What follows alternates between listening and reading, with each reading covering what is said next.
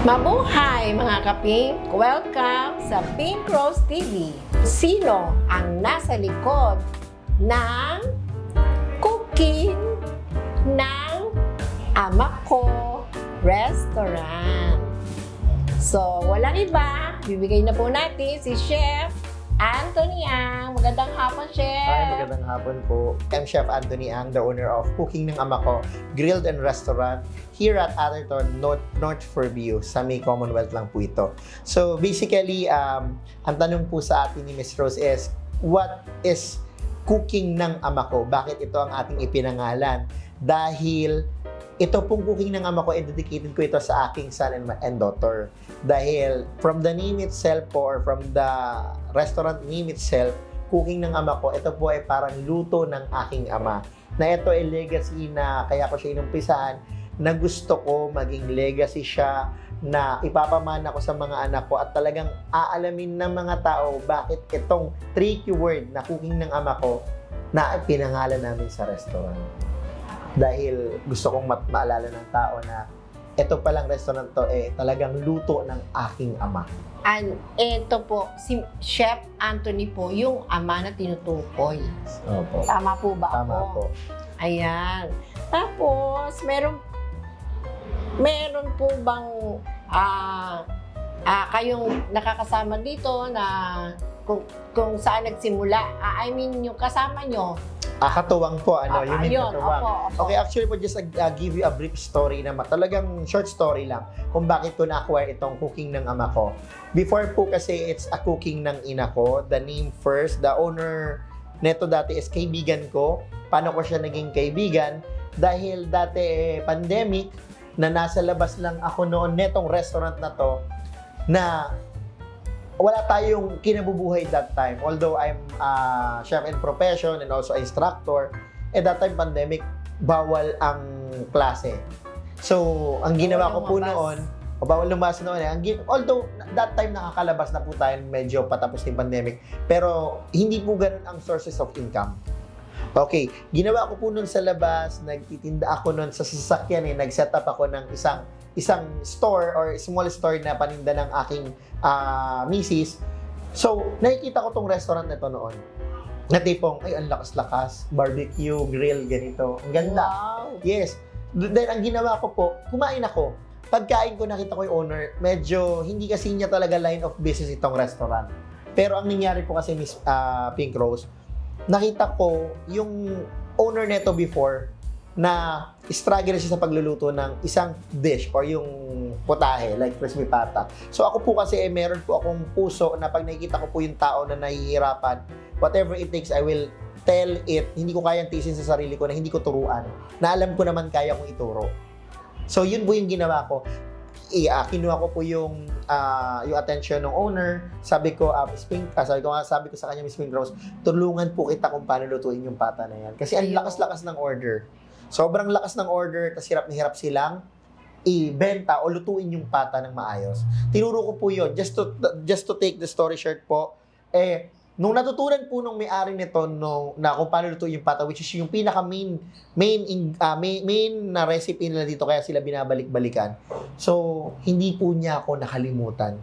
Then, time na natipong hindi niya kaya nang i-handle yung restaurant, walang ibang naisip yung owner noon na ako yung sumalo ng restaurant since eto nga talaga yung passion ko. Galing naman ni Yun. Chef. Na tipong kinausap niya ako, alam mo ba, Chef, may hawak na ako ng mga restaurant noon, pero syempre, dahil hindi niya ako makalimutan, sa akin niya ibinigay yung restaurant, or sabi niya, Chef, bilhin mo ito, sa'yo ko papamana, ituloy mo ito, even hindi mo nga muna bayaran, hayaan mo muna tumakbo yung restaurant, saka mo siya bayaran. Wow. Ang ganda po na istorya, Diba? Kasi bakit? I tell the truth, that time, kaya ako nga po napuntahan ito, dahil pandemic noon. Pandemic siya, which is, hirap na hirap tayo sa pera. Marami po nung negosyo na malalaki, maliliit na nagsara. So ako, ginawa ko po yun na tipong, I make a good deeds, na tipong, suddenly, hindi mo alam na meron ka pa rin po palang babalik sa'yo na mas malaki. Yun po yung lagi po kasing maganda Na hindi mo alam na gumagawa ka na hindi mo ina-expect na gumagawa ka ng mabuti na ang balik sa'yo, napakalaki. Ayun. Can you imagine Miss Pink Rose, no? Sabi nung owner, i-acquire mo tong lugar, ikaw ang humawak, alam ko, nasa puso mo ito. Kahit hindi mo agad siya bayaran, okay lang, chef. Ang gawin mo, ipatakbuhin mo to at alam ko, sure nakikita. At yung kita nun yun, yung ibayad mo sa amin pa unti-unti. May kapatid pa po ba siya? Actually po, Jack po ganito yun. po, in business kasi, in business, aminin man po natin sa hindi, just to share a story, ito rin po yung natutunan ko. Sa negosyo, may kapakapatid, kamag-anak. Sa totoo lang po, wala pong ganyan eh. Kung sino po ang tunay na nag-care sa negosyo at sa buhay natin, dun po talaga napupunta. Naniwala, bigyan ko po kayo ng example, no? Totoo yun. Meron po kayong lugar or property. May kamag-anak kayo, lahat kayo nasa US. Pero may nag-aalaga doon sa lugar na yon. At the end of the day, ang buhay, alam naman ho natin, talagang may katapusan at talagang hindi natin hawak. So, alam po natin na yung namamahala sa lugar mo na yon, talagang mabuting tao kahit hindi mo siya kamag-anak, pinangalagaan yung lugar mo, na alam nila, loyal sila sa'yo. At the end of the day, kanino mo ibibigay yon? Sa mag-anak mo na walang pakialam sa lugar mo o sa taong nagmamalasakit sa negosyo mo. O dun sa may lugar mo. Siyempre dun po yun ibibigay mo. Tama po yun. Napakaswerte po nyo at may taong nagtiwala ng ganyan sa inyo. Ayun po. So, meron po akong katanungan pa, paano mo hinahandle ang pagkakaiba-iba ng mga lasa at kultura sa iyong mga niluluto? No, actually po, yung mga niluluto ko dito is talagang natutunan ko siya through years na eh. Ang being a creator of the recipe, hindi po ito overnight lang. Kasi ito is pumupunta ka talaga sa mga lugar na gusto mong makuha yung lasa, gusto mong mahigitan yung lasa para maibigay mo sa customer yung best of the best taste. Yeah. So ngayon, gumawa ko ng recipe according po to my taste buds. Na ako po kasi mismo lihitimong ayokong kumakain talaga ng hindi masarap na pagkain. Ako po yung tipong gusto ko po yung pagkain talagang masarap, mag-enjoy ako, yung pamilya ko at yung mga mahal ko sa buhay. Ayan. Para di pong ako yan. Para pong may betchin din ang bibig ko. Chef, ano naman ang mga prinsipyo mo na binibigyan pahalaga mo sa iyong pagluluto? Actually po, ang prinsipyo ko po sa pagluluto talagang ayoko po talaga na nagluluto ng unang-una hindi kumpleto ang sangkap. Bakit? Kasi parang pagmamahal lang yan. Dapat laging kumpleto ang pagmamahal mo sa mahal mo para laging walang pagsisisihan. Wow. At lagi po kasi dapat natin tatandaan na yung mga customer at yung taong paglulutuan natin, mahal natin. At kung ano yung gusto natin kainin, dapat yun din yung lulutuin mo. Ang hirap naman po kasing kumain na tipong nagluto ka lang, tapos ibinigay mo yun, bahala na. Tapos pagdating sa pagkainan, parang hindi mo siya makain. So parang, pag hindi mo ginawa yung best mo, parang not worth po yung ginawa mo. Sayang nagsayang ka lang rin ng effort. So dapat, if you do things, dapat you always do things right, na tipong from the beginning at to end, you did all your best.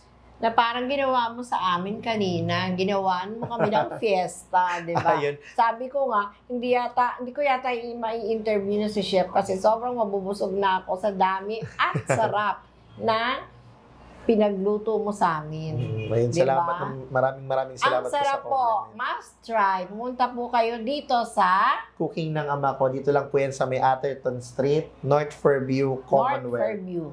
Quezon City. Try nyo po, cooking ng ama ko. Ayan, meron pa po akong kasunod na katanungan. Paano mo pinanatili ang kalidad at kakaibang karanasan sa iyong customer sa kabila ng mga pagbabago ng panlasa at yung trend ng pagkain? Okay. Basically po yan, para ma-maintain ang standard ng mga recipe natin, make sure, ako po, ginagawa ko, tinitrain ko ng maigi yung aking mga tauhan at they always have a good mindset na dapat gagawin nila yung nararapat at mamahalin nila yung ginagawa nila para po sa bawat kilos nila at bawat pagod na nararamdaman nila, alam nila na talagang binibigay nila yung best para makapagpasaya ng tao at masatisfy ang bawat customer na kakain dito sa cooking ng ama ko. Wow, very good Para tayong Q&A ngayon, di ba, Chef? Usong-usong kasi ngayon yung Miss Universe, di ba? Ayun.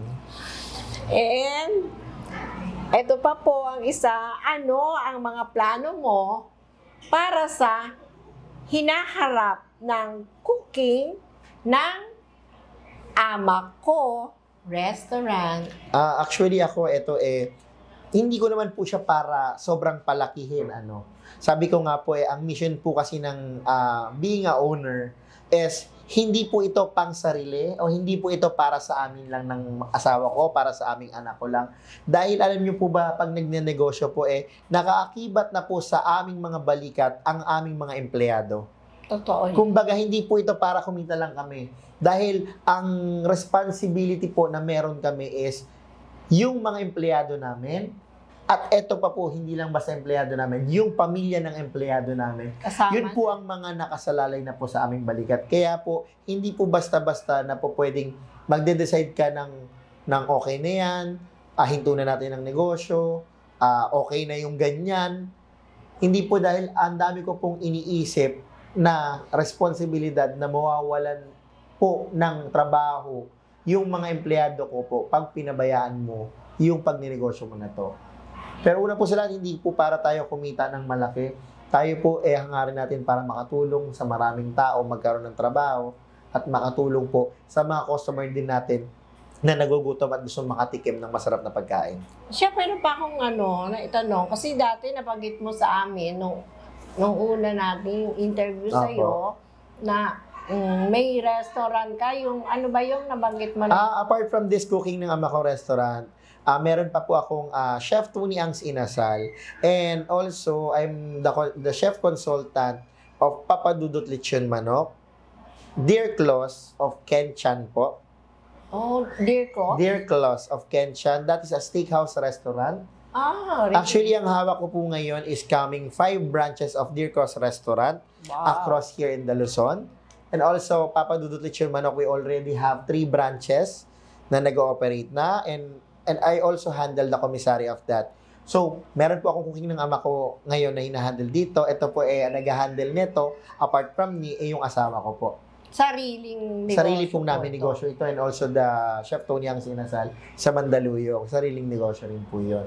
And also, ako rin po yung mga gumagawa ng mga recipe na tinuturo ko sa online class para rin po makatulong sa mga nag-uumpisang magnegosyo at yung may mga restaurant na gustong magdagdag ng mga kanilang mga putahe sa bawat restaurant nila. At yun po ang makatulong lang po sa kapwa. Ayan. So, ayan. Chef, baka meron kang gustong pasalamatan o banggitin kung sino yung mga tumulong sa atin, di ba?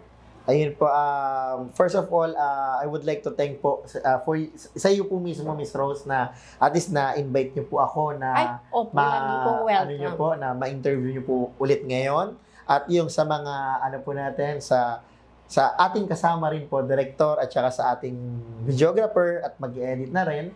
At sa wifey, sa wife nyo, sa asawa ko rin po na kahit sobrang busy rin talaga andi dito ako ngayon na pinayagan ako dahil talagang napakarami pong trabaho sa labas. Pero sabi ko nga po, ito po ay opportunity na makaharap ulit sa camera, makasama ho ulit kayo.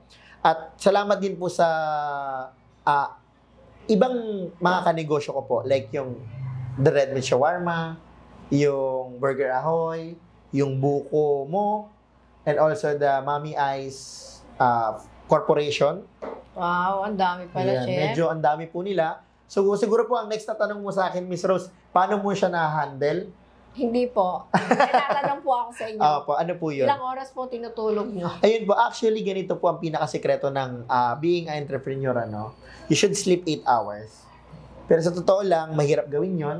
Pero to become efficient and effective entrepreneur, dapat gawin mo yung 8 hours na yun. Bakit? Pag trabaho, pag pahinga. Because you cannot be a person na ma-execute mo lahat kung ikaw po sa tulog. So, dapat pag trabaho, you line yourself to trabaho. Ipahinga, you line yourself as pahinga.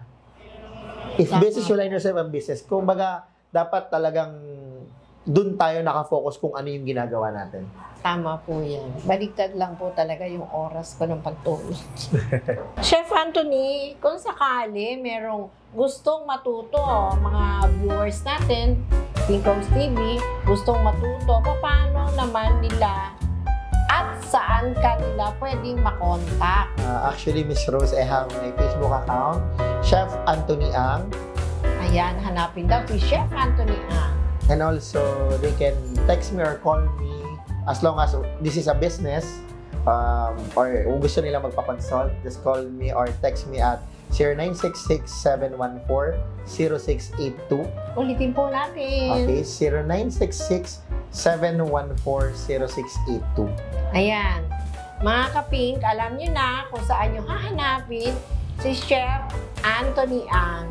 Pero bago ang lahat, hanapin nyo ang cooking ng Amako Restaurant dito lang sa Commonwealth at napakasarap ng kanilang mga pagkain kasi pinatikim na niya sa amin kanina bago kami magsimula. So, busog na busog. Ayan. Salamat mga ka-Pink sa pagiging bahagi ng ating masayang pagsasama. Asahan nyo ang mas marami pang kwento at mga sorpresa tuwing Sabado, 1:30 ng hapon sa Circle of Influencers dito sa Light TV, God's Channels of Blessings. Kita-kits uli sa susunod na Sabado dahil dito lang sa Pink Rose TV, bawat moment, kwento, at mga ngiti ay tunay na espesyal. Maraming salamat po. Bye, Chef. Thank you. My pleasure po.